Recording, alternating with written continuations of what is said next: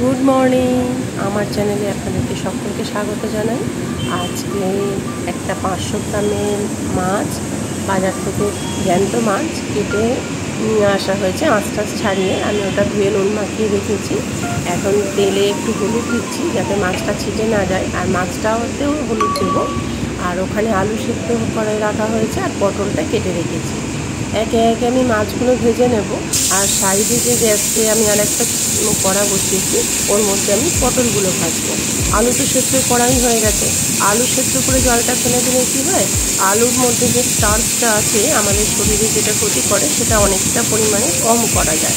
কিছুটা তো করা যায়, পরিপূর্ণভাবে করা যায় না। আলুটা না খাওয়াই ভালো, কিন্তু পারা যায় না। বাঙালি আমরা, আলু তো সবজিতে থাকবেই, এটা আমাদের একদম রীতি। কড়াটাও আমার গরম হয়ে গেছে। অল্প একটু তেল দিয়ে আমি পটলগুলো ভেজে নেব। আমি মাছ ভাজার তেলটা বেশিরভাগ ক্ষেত্রে ইউজ করি না, কারণ মাছটা তো এমনি জানেন আপনারা নিশ্চয়ই একটা কেমিক্যাল দিয়ে রাখা থাকে, তাই মাছটা ভাজা হয়ে গেলে তেলটা আমি বেশিরভাগ ক্ষেত্রে ফেলে দিই। আর এখানে খুন্তিটা গরম করে নিচ্ছি, কারণ সদ্য বাসন মেজে গেছে তো খুন্তিটা ভিজে ভিজে থাকে। তা ওই ভিজে খুন্তিটা যখনই মাছের গায়ে দিই মাছটা ভেঙে যাওয়ার চান্স বেশি থাকে। তো একটু গরম করে নিলে মাছগুলো অনায়াসে উল্টানো যায়, একটাও ভেঙে যায় না। আর জ্যান্ত মাছ তো একটু নরম হয়, একটু টোকা লাগলেই আর কি ভেঙে যায় বেশিরভাগ ক্ষেত্রে। তো এই মাছের ঝোলটা গরমকালের জন্য ভীষণ ভালো। মশলা একদম থাকে না, আমি কম মশলা দিয়েই করি। মাছগুলো আলাদাভাবে ভেজে নিই যাতে তেলটা ফেলে দিতে পারি আমি। আর সময়টাও তাড়াতাড়ি হয়। হাজব্যান্ড অফিস যাবে, অফিসের খাবার করছি তো ওই জন্য একটু সময়ের ব্যাপার থাকে। এখানে একটু অল্প তেল দিয়েই আমি পটলগুলো আস্তে আস্তে ঘেমে আছে ভাজি, ততক্ষণে মাছ ভাজা হয়ে যাবে। আলুগুলো আমি একটু সেদ্ধ করে রেখে দিয়েছি। এই রান্নাতে মশলা খুব কম লাগে। মশলার মধ্যে আমি একটু জিরে গুঁড়ো, হলুদ গুঁড়ো, লঙ্কা গুঁড়ো আর কিচেন কিং মশলা বলে একটা মশলা আছে ওটা দিই। আর দিই আপনার একটু গোলমরিচ গুঁড়ো। গোলমরিচ গুঁড়োটা খুবই ভালো শরীরের জন্য। এবার যারা ঝাল খেতে ভালোবাসে না, অনেকে লঙ্কার ঝাল, আমার বাড়িতে লঙ্কার ঝাল খুব একটা পছন্দ করে না, গোটা লঙ্কা আমি এখানে দিয়ে দিই। কিন্তু গোলমরিচের ঝালটা পছন্দ করে, একটু অন্যরকম টেস্ট লাগে। তো গোলমরিচের গুঁড়োটা আমি এই মাছের ঝোলে দিই। আপনারাও দিয়ে দেখবেন, ভালোই লাগবে। একটু 4-5টা মতো গোলমরিচ নিলে খুব ভালো টেস্টও হয়, একটু অন্যরকম। একবার দিয়ে দেখতে পারেন, খুব ভালো টেস্ট হয়।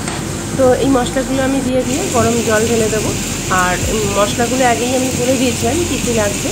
এবার তেল হলুদের পরিমাণ বা নুনটার মশলার পরিমাণ সেটা সম্পূর্ণ আপনাদের উপরে।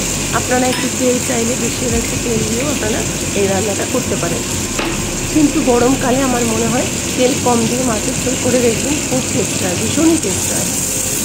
তো চলুন, এখন আমার মশলা ভাজা ভাজা হয়ে গেছে, আর বেশি ভাজবো না। তেল আমি একদমই কম দিয়েছি, দেখতেই পাচ্ছেন।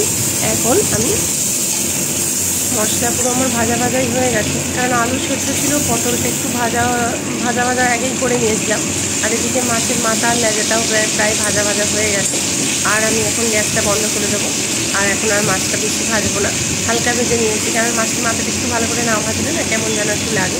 তো ওই জন্য মাছের মাথা আর লেজাটা বড়ো ছিল বলে সময় দিয়ে কমিয়ে ভাজছিলাম। তো আলু তো সেদ্ধ করাই ছিল, আর পটলও মোটামুটি ভাজা হয়ে মশলা পুরো রেডি।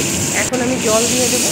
জল দিয়ে 5 মিনিট মতো আমি ফুটতে দেবো, কারণ আলু সেদ্ধ আছে, পটলটাও ভাজা হয়ে গেছে, বেশিক্ষণ ফুটতে লাগবে না। মশলাটা আলু আর মশলার পটলের মধ্যে বেশি ঢুকতে 5 থেকে 5 মিনিট মতো বলেই ফুটে যাবে। তারপরে আমি মাছ দেবো। এখন যদি আমি মাছটা দিয়ে দিই তাহলে মাছগুলো সব ভেঙে যাবে, কারণ একদম জ্যান্ত মাছ তো। আমি ভাজতে গিয়েই অলরেডি একটা ভাজা হয়ে গেছে, তুলতে গিয়ে মাথাটা একটা লেজা ওই খান আর কি ভেঙে গেছে। এই দেখতেই পাচ্ছেন পুরো সুন্দর ঝোল হয়ে গেছে। এখন আমি মাছগুলো দিয়ে আর 2 থেকে 3 মিনিট মতো ফুটতে দেবো।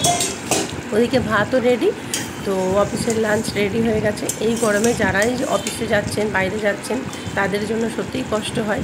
আমার মেয়ে আমি দুজনেই বেরোচ্ছে, তো বুঝতে পারি খুব কষ্ট হয়। আমি ঘরে থাকি, তো ওরা বলে তোমারও কষ্ট, কিন্তু আমাদের মনে হয় আমরা ঘন্টা 2-একেরই কষ্ট লাগে যতক্ষণ রান্না করি। তারপরে তো ঠিক টাইমে একটু রেস্ট পাই পাকার হাওয়ায়। ওরাও পাকার হাওয়ায় রেস্ট পাই, কিন্তু এই যে যাতায়াত করা, গাড়িতে করে যাওয়া আসা সত্যিই কষ্টকর। তো মাথাটা কেউ খেতে চায় না, তো মাথাটা হাজব্যান্ডের জন্যই থাকলো, মাথার একটা দাগা। তো চলুন ওনার লাঞ্চ বক্স রেডি করে দিই। মেয়ে পরে বেরোয়, তাই মেয়ের খাবার পরে রেডি করব। এখন ওনারটা আগে রেডি করে দিই। তো কেমন লাগলো আজকের এই রেসিপি? যদি ভালো লাগে লাইক, কমেন্ট, শেয়ার অতি অবশ্যই করবেন। আর পাশে থাকা বেল আইকন বাটনটি টিপে দেবেন। তাহলে কি হবে, পরবর্তী আমি কোনো ভিডিও আপলোড করলে আপনাদের কাছে মেসেজ চলে যাবে। এবার আমি ভাতটা রেডি করব। আর জানেন নিশ্চয়ই ভাত কাককে দিতে হয়, তাই এখন ব্যালকনিতে কাক আসে না। ওদের আবার টাইমিং আছে, ওরা ঠিক 12টা থেকে 12:30টার মধ্যে আসে। তো ওদের ভাতটা জন্য তুলে রাখলাম। আর সঙ্গে বাসমতি চালের ভাত, এখন মিনিকেট চালটা আসছে না, সাথে একটা পেঁপে সেদ্ধ, আর সঙ্গে গন্ধরাজ লেবু। তো কেমন লাগলো? নিশ্চয়ই ভালো লেগেছে। আপনারাও একদিন করে দেখবেন। এটা বাড়িতে থেকেও করতে পারেন, মানে তেল মশলা কম দিয়ে এই মাছের ঝোলটি সত্যিই খুব সুস্বাদু হয় আর খেতে দারুণ হয়। তো চলুন আজকের ব্লগ আমি এখানেই শেষ করছি। আবার দেখা হবে অন্য কোনো নতুন ব্লগে। ভালো থাকবেন, সুস্থ থাকবেন, সকলকে ভালো রাখবেন। আর এইভাবে পাশে থেকে আমাকে উৎসাহ দেবেন, কমেন্ট করবেন। কমেন্ট করলে ভালো লাগে, লাইক করবেন। আর কমেন্ট করলে ভালো লাগে এই কারণে, তখন উৎসাহ পাওয়া যায়।